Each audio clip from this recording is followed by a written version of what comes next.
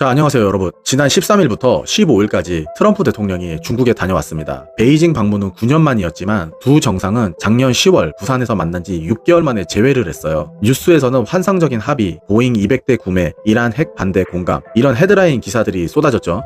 근데 저는 오늘 두 가지를 다 짚어보려고 합니다.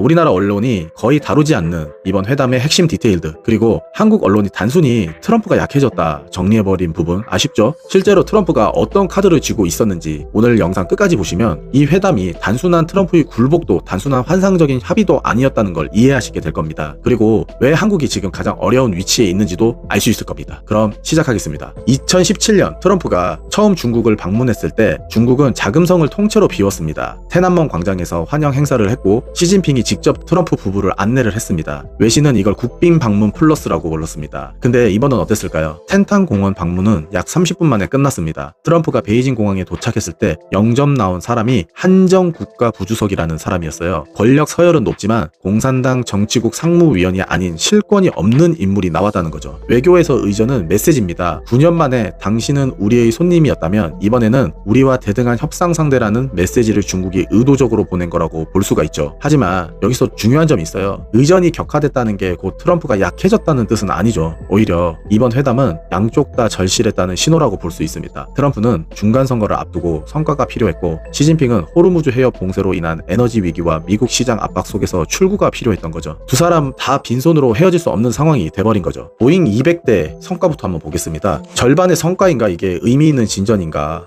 트럼프가 자랑한 성과 중 하나가 보잉 항공기 200대 구매 합의예요. 한국 언론에서는 원래 500대를 원했는데 200대를 받았다고 보도했죠. 맞는 말이에요. 하지만 균형 있게 보면 200대도 결코 작은 수치가 아닙니다. 보잉이 지난 1년 넘게 중국에 거의 항공기를 못 팔고 있었어요. 그 상황에서 200대 주문은 보잉에는 단비 같은 거라고 볼 수 있습니다. 다만 시장 기대가 500대였기 때문에 회담 당일 보잉 주가는 4% 가까이 하락을 했어요. 시장은 트럼프의 성과를 절반의 성공으로 본 거예요. 여기에 추가된 미국산 대두, 소고기, 그리고 가장 중요한 에너지입니다. 이건 뒤에서 따로 짚어드릴게요. 다만 한 가지 분명한 건 양국 간 공동 성명도 공식 합의문도 발표되지 않았다는 점입니다. 두 정상이 2박 3일 동안 6차례나 만났는데 합의문 한 장 안 나왔어요. BBC는 구체적인 경제 성과보다 온화한 수사와 상징으로 정리가 됐다고 평가를 했습니다. 자, 한국 영토에서 미중이 협상을 하는데 한국은 어디 있었나? 우리나라 사람이라면 정말 좀 주목해야 될 부분입니다. 트럼프의 베이징 방문 이틀 전 베센트 재무부 장관과 중국 허리펑 부총리가 서울에서 만났다고 합니다. 미중 정상회담의 사전 의제 조율 회담이었어요. 미중 양국은 그동안 관례에 따라 제3국에서 고위급 무역 협상을 개최해왔습니다. 지난 10일 부산 정상회담 전에 말레이시아 쿠알라룸푸였고 이번엔 서울이었습니다. 미중 두 강대국이 한 영토에서 자기들 의제로 조율하는데 한국은 그 자리에서 무엇을 했을까요? 외교부 고위 당국자는 미국과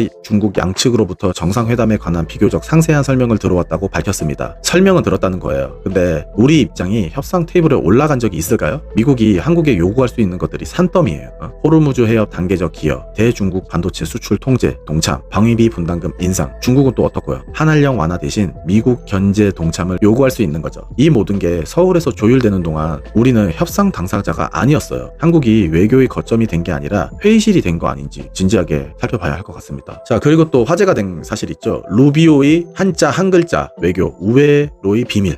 이거는 좀 코믹하면서도 심각한 얘기입니다. 마코 루비오 미국 국무장관, 강경한 방중 발언으로 유명한 사람이죠. 그래서 2020년부터 중국의 제재 대상이었어요. 이국 자체가 안 되는 인물이죠. 근데 이번에 트럼프와 함께 베이징에 갔습니다. 어떻게 가능했을까요? 비밀은 한 글자예요. 중국은 원래 그를 한자로 루비오라고 표기를 했어요. 그런데 2025년 1월 트럼프 2기 행정부가 출범하면서 표기를 루비오로 바꿨어요. 첫 글자만 루에서 루로 바뀐 거예요. 이게 발음은 똑같아요. 한자만 다르고. 중국 정부의 공식 입장은 신화통신 표기 규칙에 따라 외국 이름 표기를 통일하는 조치였다는 거예요. 즉 표면적 명분은 행정적 정리라고 합니다. 하지만 AF와 경향신문을 비롯한 외신들의 해석은 달랐습니다. 언어 우회를 통한 중국의 외교적 꾀라는 거죠. 근데 이게 왜 중요할까요? 양국 모두 명분보다 실리를 택했다는 거죠. 중국은 자기 원칙을 형식적으로 유지하면서 미국 국무장관을 만나야 했고 미국도 그 우회로를 받아들여야 하는 상황이었죠. 그만큼 양국 모두가 협상에 절실했다는 뜻으로 볼 수 있습니다. 이번 회담에서 가장 강력한 발언은 시진핑의 입에서 나왔습니다. 그것도 비공개가 아니라 공개 정상회담 자리에서요. 시 주석은 트럼프 앞에서 이렇게 말을 했습니다. 대만 문제는 중미 관계에서 가장 중요한 문제다. 잘못 처리하면 양국이 충돌하거나 심지어 대립으로 치달을 수 있고 전체 중미 관계를 매우 위험한 상황으로 몰아넣게 된다. 외교에서 보통 이런 메시지는 비공개 회담에서 전달을 하죠. 근데 시진핑은 공개석상에서 그것도 카메라 앞에서 이 말을 했어요. 이 메시지는 명확했습니다. 대만에서 한 발 잘못 디디면 우리는 전쟁도 불사한다. 트럼프의 반응은 어땠을까요? 회담 후 텐탄 공원을 산책할 때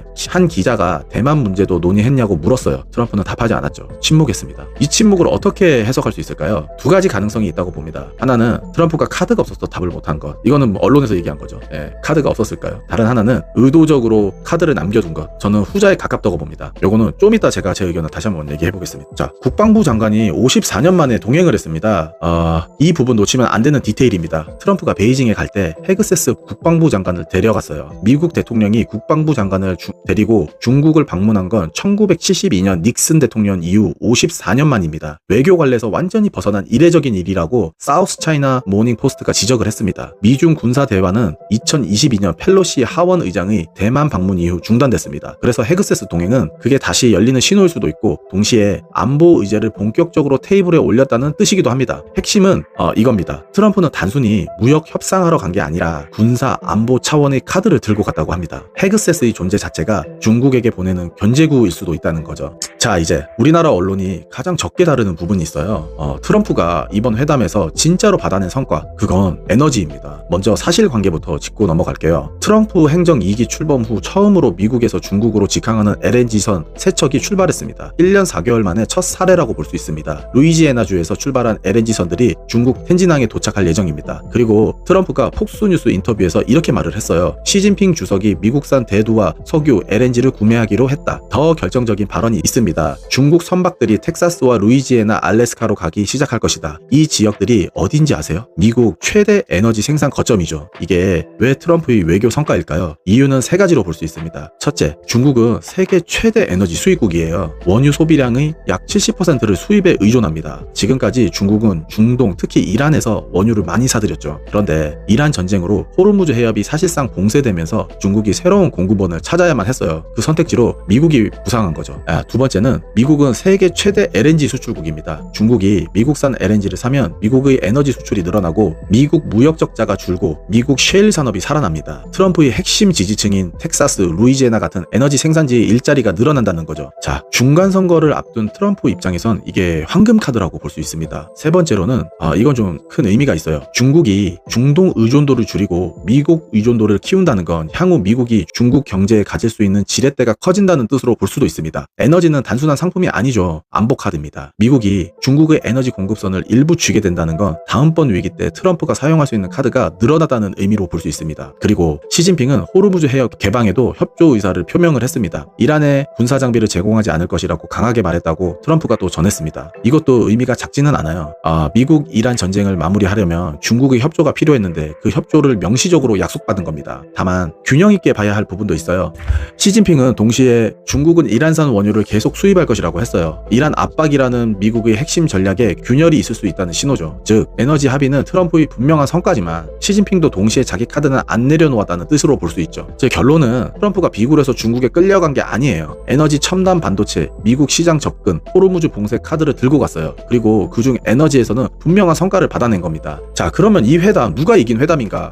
이번 회담을 두고 외신과 한국 분석가들이 내놓은 평가가 흥미롭습니다. 한쪽은 트럼프가 중간선거 호재를 받았고 시진핑은 시간을 벌었다고 정리를 했습니다. 트럼프가 받은 건 미국산 에너지, 항공기, 소고기, 대두, 대규모 구매 약속, 이란 전쟁에 대한 중국의 협조, 펜타닐 원료 단속 강화, 이건 마약이죠. 시진핑이 받은 것은 대만 문제에 대한 미국의 명시적 비판 부재, 트럼프의 침묵이라는 거죠. 양국 간 건설적, 전략적 인정관계는 새로운 틀, 그리고 무엇보다 시간. 유라시아 그룹의 분석가들은 이렇게 말합니다. 중국은 자신들의 역량을 공고히 하고 미래 경쟁에 대비할 시간과 공간이 필요하다. 즉 시진핑은 이번 회담을 한국을 갈등 격화 없이 시간을 벌었다고 볼 수 있죠. 워싱턴 포스트와 일부 한국 분석가들은 1972년 닉슨 마오 회담 이후 처음으로 중국이 대등 이상의 협상력을 행사했다고 평가를 했습니다. 53년 만에 미중 관계의 권력 구도가 사실 좀 살짝 바뀐 거라고 볼 수 있죠.